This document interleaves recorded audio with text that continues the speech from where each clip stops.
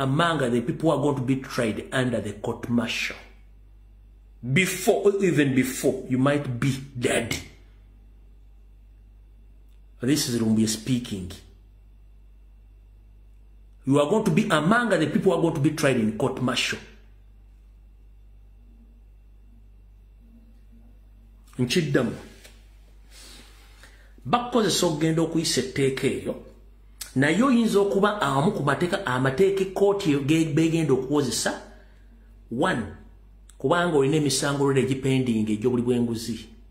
Ekirala simanyi nti onoofuna chance etuukayo etteeka eryokukozesa kubanga nina wano information endaga nti oyinza obutasurviving kutuuka 2027 kana akatabo bajja kajjayo na information endaga nti oyinza obutasurviving kutuuka 2027 ekinene nnyo.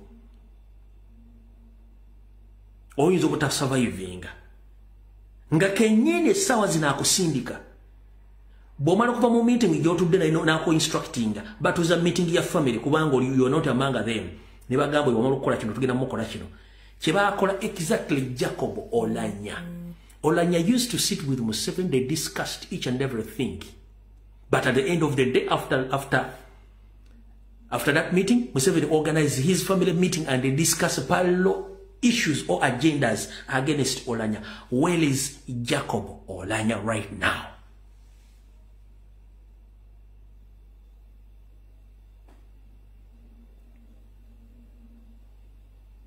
So wanyama nebasibo etteeka tewalikolera amagye gabadde ne kooti zaago nga zibeere mu barakisi buli kimu nga zibeere mu barakisi akola ensobi bamukwatira bamusiba ne bamuvunaana muze emisango ne bamuteeka esuwaaki kooti z'amagye zibaddewo nga zikola ku ba UPDF lunddako kooti z'amagye zibaddewo nga ziri particularly ku ba UPDF. Let me put this in English. This message go to all Ugandans. Don't be fooled by Museveni and his son. The UPDF Amendment Bill 2025 is not meant by UPDF serving officers. No. The bill is meant to arrest and to detain civilians because that court has been there all along. And that court is there for UPDF serving officers, not civilians. Why are they now trying to try the civilians in that court? Why? Because we have civilian courts. For your information, these people, they sit down and they think that we don't understand. We understand each and everything. Right now, the supporters of national platforms who were tried in court martial, they had nothing in connection with UPDF attires or items. But the person Museveni claims to be that he has been fighting his government almost for 20 years, Jamiru Mukuru, right now he is tried in the civilian court. Who is confusing who?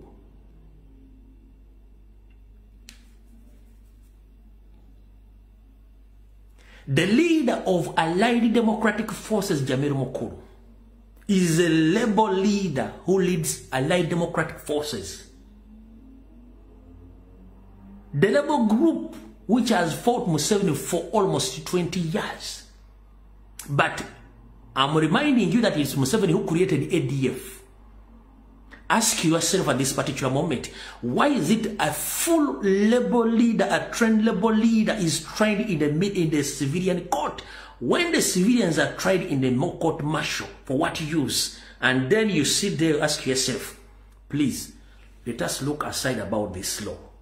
Why is it that Jamiru Mukuru, the Labour leader, is being tried in the civilian court? These normal civilians,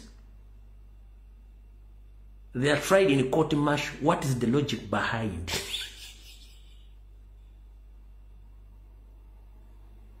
What is the logic behind?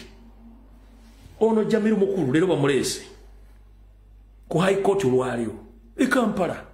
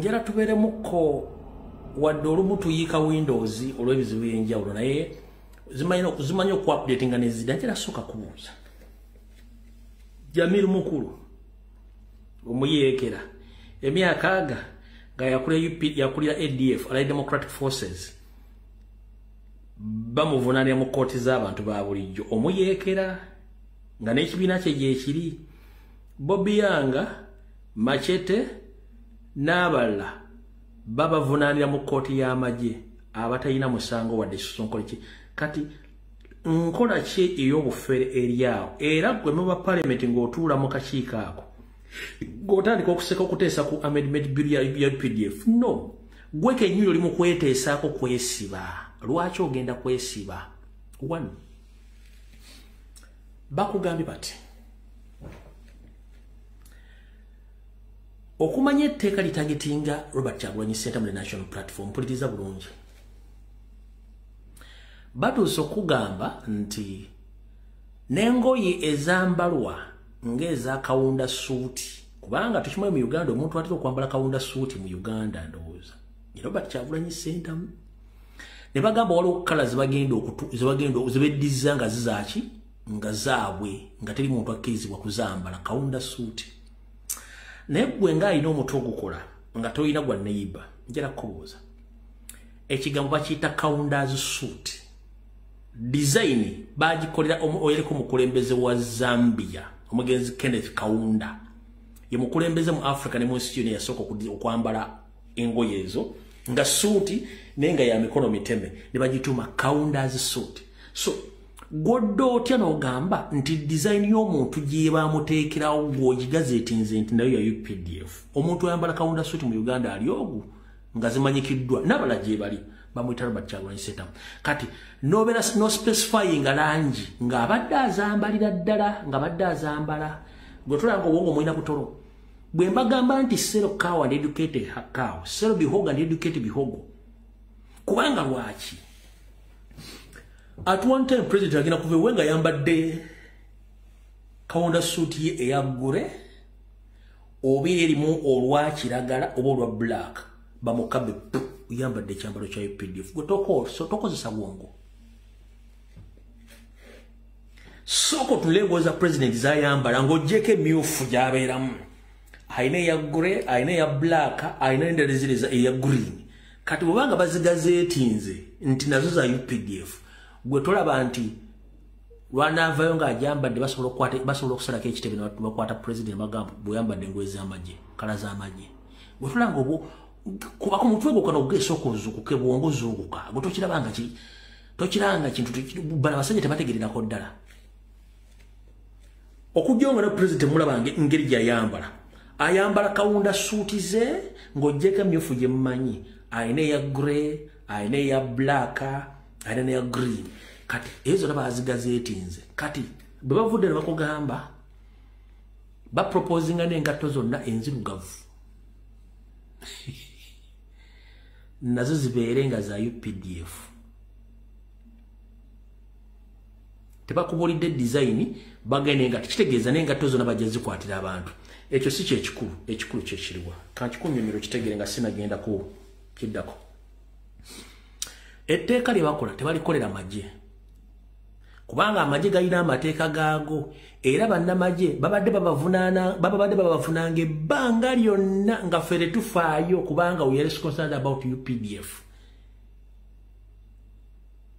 etteeka balikolera gwe munnayuganda bakufuneko kontro gye babadde tebakulinaako luli obadde otambula ng'embuzi yasizza ekibi ate ndi poliisi bwenkwata egenda kuntola mu kkooti z'abantu banvunaane kati bagenda teekawo eri ekkooti etteeka bwe liyita erya UPDF bagenda kutwala mu kkooti masha ey'amagye babakuvunaane bakuleereko kontro kyebaagala to control of every Ugandan where they are right now yeteke kubanga amateeka ga UPDF n'amakooti gabaddeyo nga beevunaana emisango gyabwe mitonotono kuba tegiringi yawo no kubanga kusomeseza ekintu kimu nti omusirikale yenna abeera ne discipline abeera agoberera order bintu bibasooka okusomesa mu magye discipline and order ekitali feeno